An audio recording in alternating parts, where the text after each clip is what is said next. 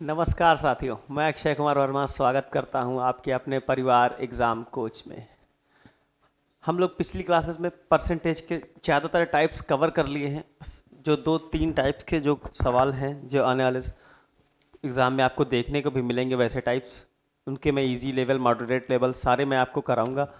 ठीक है, तो ज़्यादातर हम लोग परसेंटेज की टाइप्स कवर कर लिए हैं। बस जो एक दो टाइप बचे हैं वो हम लोग इनको बस समाप्त करके फिर हम लोग परसेंटेज को क्लोज करके फिर अगला चैप्टर रेशियो पढ़ेंगे। ठीक है, उसमें क्या है, फिर हम लोग रेशियो और परसेंटेज जब हम लोग का कवर हो जाएगा पूरी तरीके से, तो क्या हम लोग देखेंगे कि अर्थमेटिक पे हम लोग जब उसकी कैलकुलेशन में हो या फिर दूसरी हो, तो क्या अर्थमेटिक पे हमारी पकड़ जो है वो और मजबूत हो जाएगी अगर हमारी रेशियो और परसेंटेज पे पकड़ मजबूत हो गई है। ठीक है, क्या है, मैं पहले परसेंटेज कवर करा लूंगा, फिर उसके बाद जब रेशियो कराऊंगा तो उसके बाद क्या है, उसके बाद फिर मैं क्या हर संडे को आपके लिए प्रैक्टिस के जो नए नए क्वेश्चन आने वाले एग्जाम में पूछे गए हैं, ठीक है, उनके सारे मैं प्रैक्टिस कराऊंगा परसेंटेज की। फिर जब रेशियो खत्म हो जाएगा तो रेशियो और परसेंटेज के मिक्स सवाल मैं आपको कराता रहूंगा। प्रैक्टिस आपके लिए इसलिए जरूरी है कि ताकि अगर हम आगे बढ़ते जाएं तो अपने जो पीछे पढ़ चुके हैं उन सब चीज़ें हमें याद रहें, जहन में रहें। इस वजह से मैं प्रैक्टिस आपकी जरूर कराऊंगा। ठीक है, तो आइए फिर बात करते हैं आज की क्लास के पहले सवाल के बारे में। देखते हैं क्या कह रहा है पहला सवाल।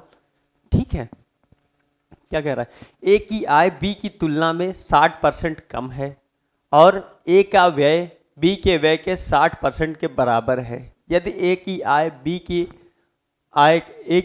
बी के खर्च के 70% के बराबर है तो ए और बी की बचत का अनुपात बताना है। ठीक है, पिछली क्लास में जो मेरा लास्ट सवाल था वो ऐसी टाइप का एक सवाल था। ठीक है, उसमें मैंने बताया था, तो उसी टाइप को मैं रिकॉल करने के लिए सवाल यहाँ पर डाला हुआ हूँ। ठीक है, तो इसमें हम लोग देखते हैं कैसे कैसे बताया था मैंने। क्या था, ए और बी दो लोग हैं, ए और बी। ठीक है, ए और बी दो लोग हैं और क्या कह रहा है, ए की आय है जो बी की तुलना में 60% कम है। अगर ए की आय हमारी 100 है, बी की आय, तो ए की क्या आय है 60% कम है, मतलब 40% है। ठीक है, अब क्या कह रहा है, ए का व्यय बी के व्यय के 60% के बराबर है। ठीक है, मैंने क्या बताया था कि देखो ये तो ये हो गया, इनकम हो गई इसकी, और इस क्या है, जब इसकी बचत का अनुपात पूछ रहा था, इनकम में से एक्सपेंडिचर जब घटा देंगे तो उसकी सेविंग आ गई। लेकिन क्या है कि हम लोग ऐसे किसी से भी रेशियो से किसी को नहीं घटा सकते।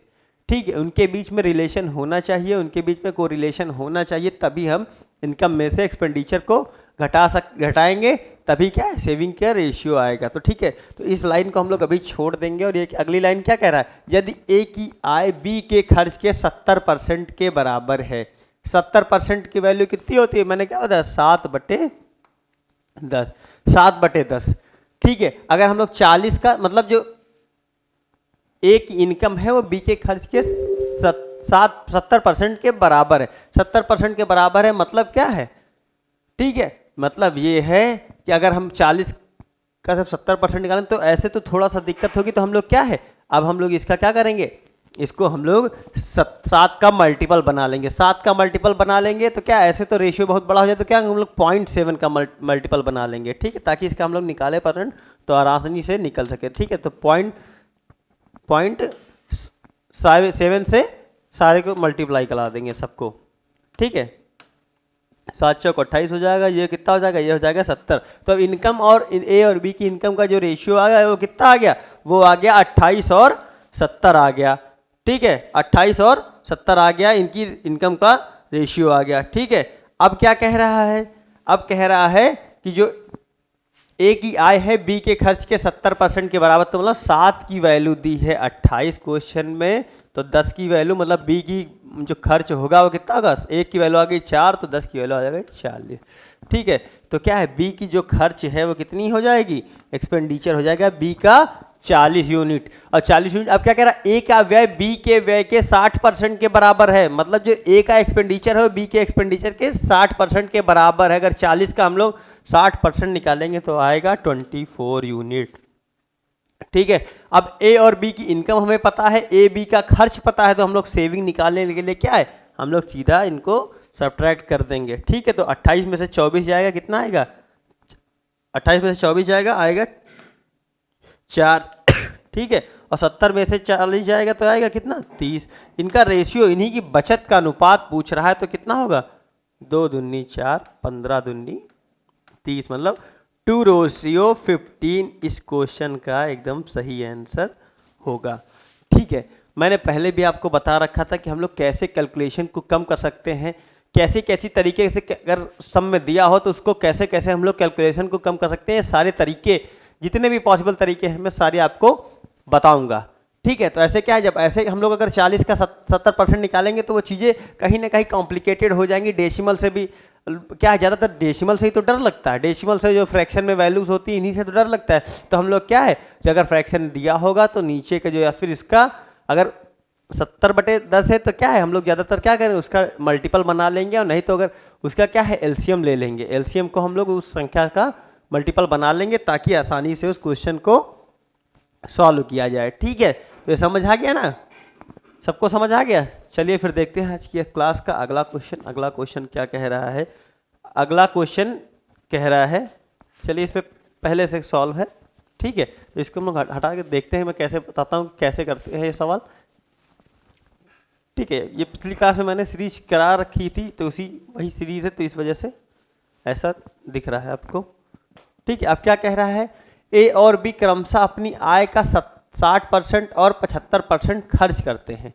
यदि ए की बचत बी की बचत की तुलना में 20% अधिक है तो ए और बी की आय ए की आय बी से कितना परसेंट कम है। ठीक है, ठीक है, कितने प्रतिशत कम है। ठीक है, कितने प्रतिशत कम है। अब ठीक है, अब ये क्या हो गया, हम लोग में क्या है, परसेंटेज की वो सवाल है जो इससे पढ़ते जाएं और जो कहे वो करते जाएं। ठीक है, अब क्या है, ए और बी दो लोग हैं। ठीक है, किसका रेशियो पूछ रहा है, आय का। ठीक है, मतलब ये सवाल में कुछ क्वेश्चन में कुछ उल्टा दे रखा है, एक्सपेंडिचर और सेविंग दे रखी है, हम लोग इनकम का रेशियो निकालना है। ठीक है, तो अब कोरिलेशन तो कहाँ से पता चलेगा, रिलेशन इसी से पता चलेगा, ए की बचत बी की तुलना में 20%, बी की तुलना में 20% अधिक है। 20% की फ्रैक्शन वैल्यू मैंने क्या बताई थी, 20% की वैल्यू होती है 1/5, मतलब 6 की से ए की सेविंग अगर 6 है तो बी की कितनी हो जाएगी, 5 हो जाएगी। ठीक है, ए की वैल्यू अगर 6 है तो कितनी, बी की वैल्यू कितनी हो जाएगी 6।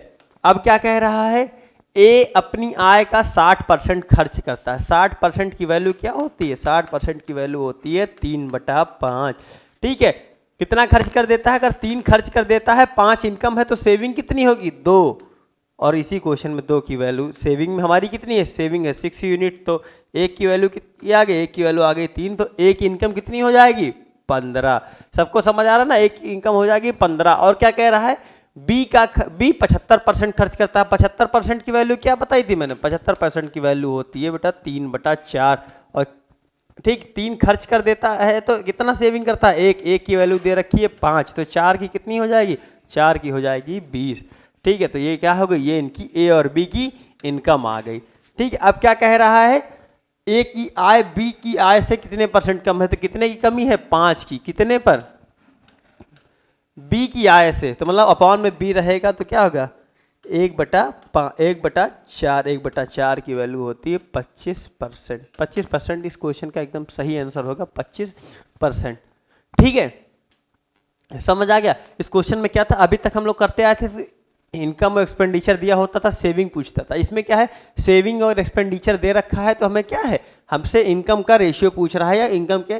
ठीक है, तो हम लोग क्या गया भाई, ए की आय ये दे रखा था और क्या कह रहा था, ए की बचत बी की तुलना में 20% अधिक है। 20% अधिक है तो ए की सेविंग कितनी हो गई 6 और बी की कितनी हो गई 5। अब क्या कह रहा है, ए अपने भाई कोई भी है अगर ए की इनकम है 100 रुपए है, 60 खर्चा कर देता तो कितने बचेगा 40। उसी 40 की वैल्यू थी 6।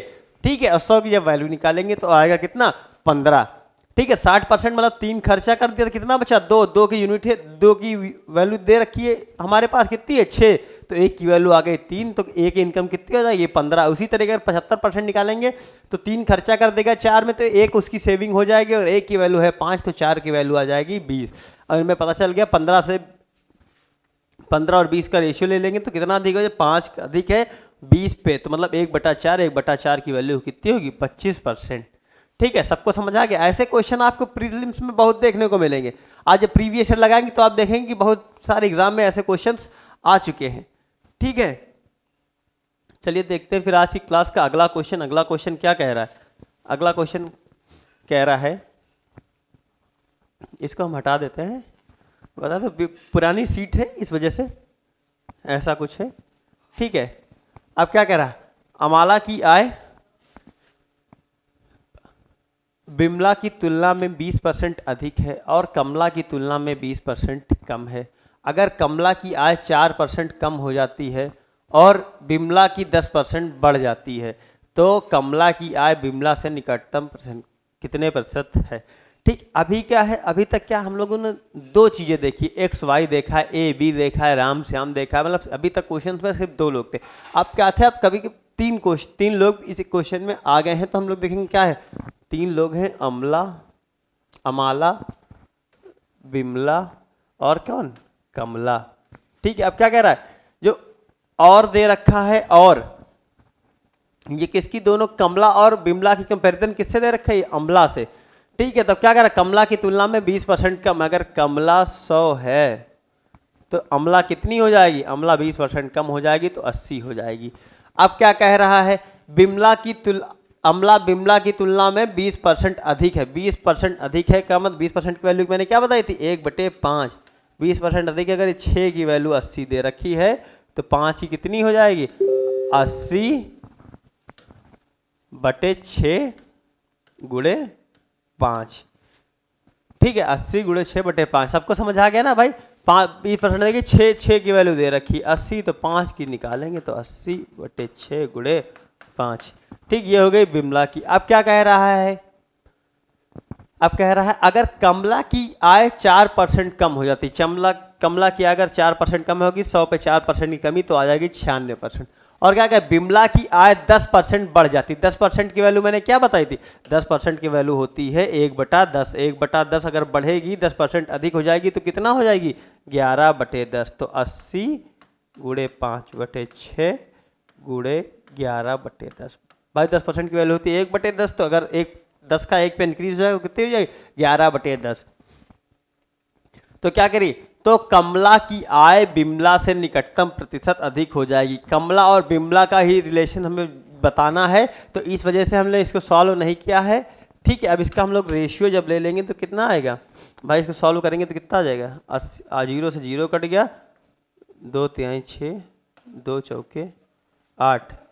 ठीक है, 5 चौके 20, 20 को 11 से करेंगे तो कितना आ जाएगा? 220। 220 रेशियो कितना हो जाएगा?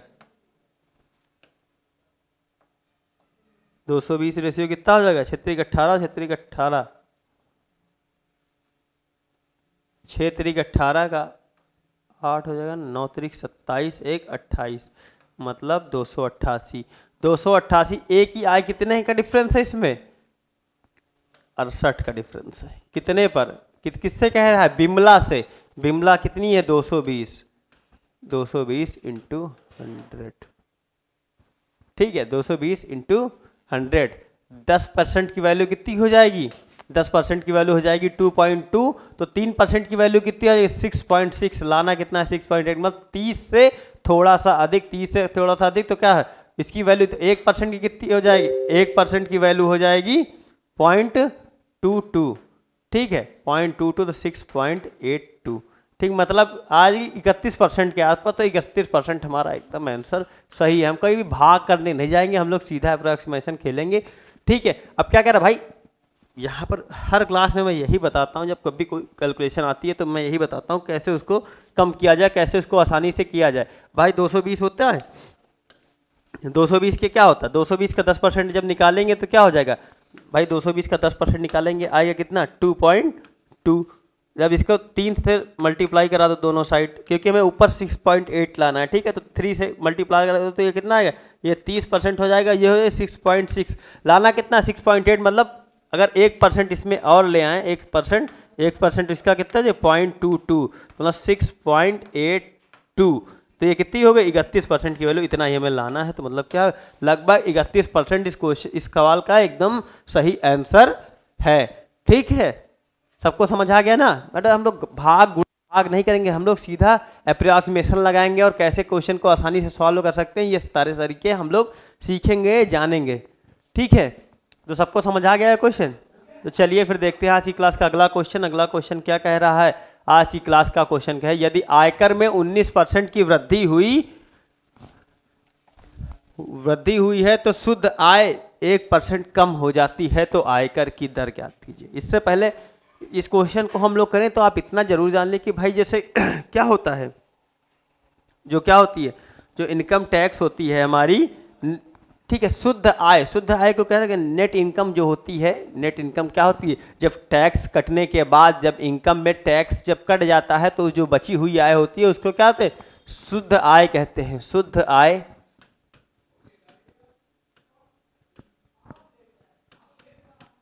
शुद्ध आय टू आय माइनस आयकर। ठीक है, आय पर जितना आप कर देंगे वो आयकर होता है। ठीक है, मतलब नेट इनकम इक्वल्स क्या होता है? Income minus income tax. ठीक है अब क्या है, अब यहां से एक चीज देखेंगे क्या है कि जब आय कितनी है, अगर किसी व्यक्ति की आय है, आय मान लो 1000 है या 100, मान लो 100 आय है। ठीक है, आयकर कितना है? आयकर देता है वो 20 रुपए 100 पर। ठीक है, नेट इनकम हमारी कितनी आ जाएगी? 80 रुपए आ जाएगी। ठीक है, नेट इनकम क्या हो गई? 80 रुपए आ जाएगी। ठीक है, और अगला एक केस क्या है? अगला अब जैसे ये है कि आय उतनी ही रहे, आय उतनी ही रहे, मतलब आय हमारी 100 ही रहे, और क्या है, टैक्स बढ़ जाए, टैक्स बढ़ के कितना हो गया? 40 हो जाए। ठीक है, अगर 40 का टैक्स 20 का टैक्स बढ़ गया तो ये कितना हो जाए? इसमें 20 की कमी। अब यहां पर हम लोग देखेंगे टैक्स में इंक्रीमेंट कितना हुआ? प्लस 20 का हुआ। ठीक है, और इसमें क्या हुआ? नेट इनकम भी हमारी 20 घट गई। ठीक है, नेट इनकम हमारी क्या 20 बढ़ गई, मतलब जितना आयकर में वृद्धि होगी नेट इनकम में उतना ही कमी होगी। मतलब आयकर में जितने परसेंट की वृद्धि होगी और इसमें क्या है, इनकम टैक्स में उतने परसेंट की कमी होगी। अगर इधर 20 रुपए बढ़ रहा है तो इधर वही 20 रुपए घटेगा, अगर इधर यही 40 रुपए बढ़ता तो इधर भी 40 की इंक्रीमेंट होगा। तो समझ रहे हैं, यहां से ये कॉन्सेप्ट निकल के आया कि आयकर में जितनी की वृद्धि होगी और उसमें नेट इनकम में उतनी ही कमी आएगी। ठीक है, तो अब हम इस क्वेश्चन को देखेंगे, क्वेश्चन में क्या कह रहा है। ठीक है, अब क्या कर, आयकर में 19% की वृद्धि हुई तो शुद्ध आय 1% कम हो जाती है। तो मैंने क्या बताया था,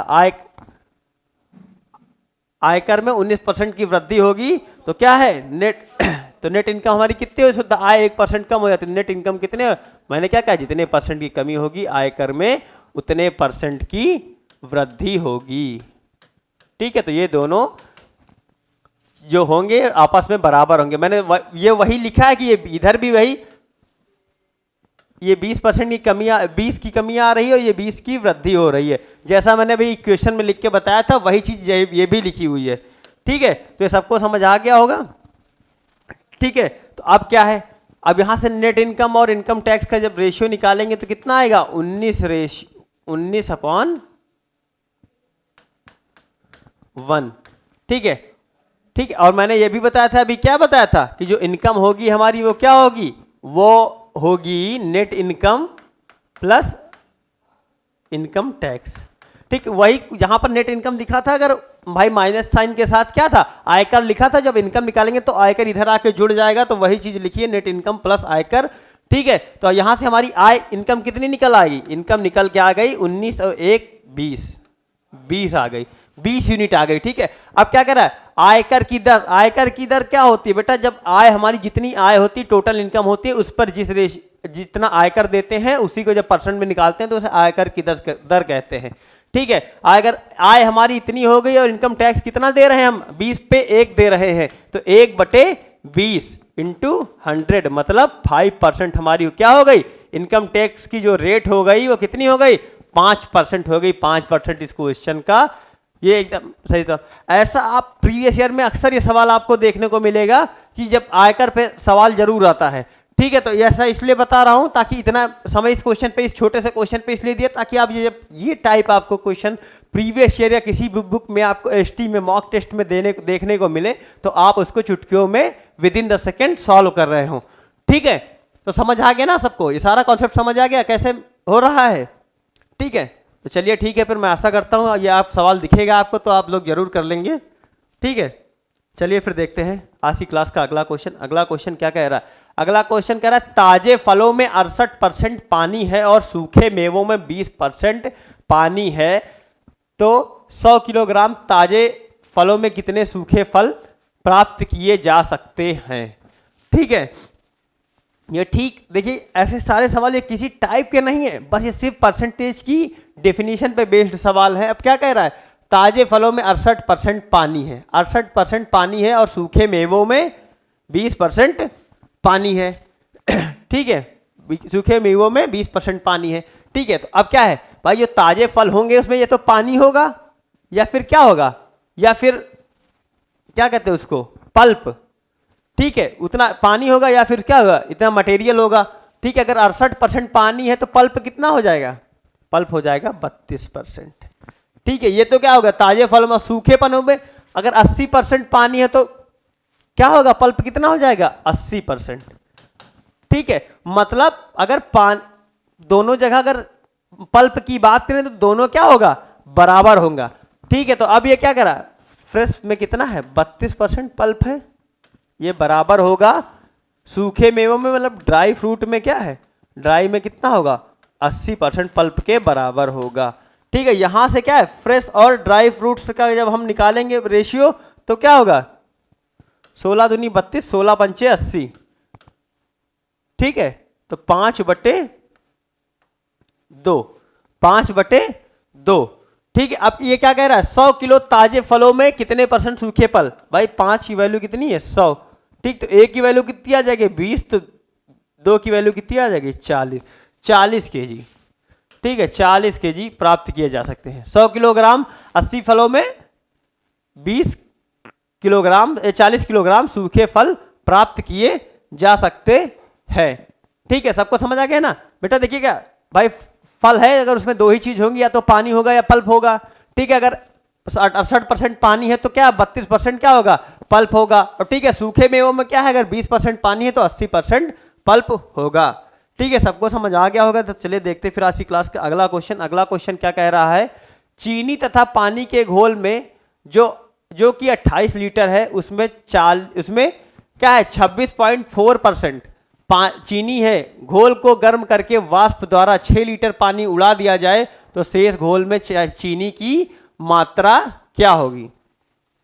ठीक है, चीनी की मात्रा क्या होती है? देखिए भाई, जब पानी और चीनी का घोल होता है या फिर नमक चीनी का घोल होता है, जब क्या है उस घोल को गर्म करते हैं तो क्या, जो पानी जब वाष्प बन के उड़ जाता है तो क्या है, चीनी तो उतनी ही रहेगी ना, बस क्या है उसकी कंसंट्रेशन बढ़ जाएगी। ठीक है, तो क्या है, अगर इसे यहां पर चीनी की बात कर रहे हैं तो शुगर क्या होगा, शुगर अगर हम निकालना तो क्या है, जो टोटल सॉल्यूशन होगा हमारा, अगर शुगर की मात्रा निकालनी है तो टोटल सॉल्यूशन क्या होगा, उसमें जो टोटल सॉल्यूशन है भाई, अगर क्या होता है, जैसे कोई चीजें 100 है उसमें 20% क्या है, 20% नमक है, चीनी है, तो क्या है उसका क्या कंसंट्रेशन होता है।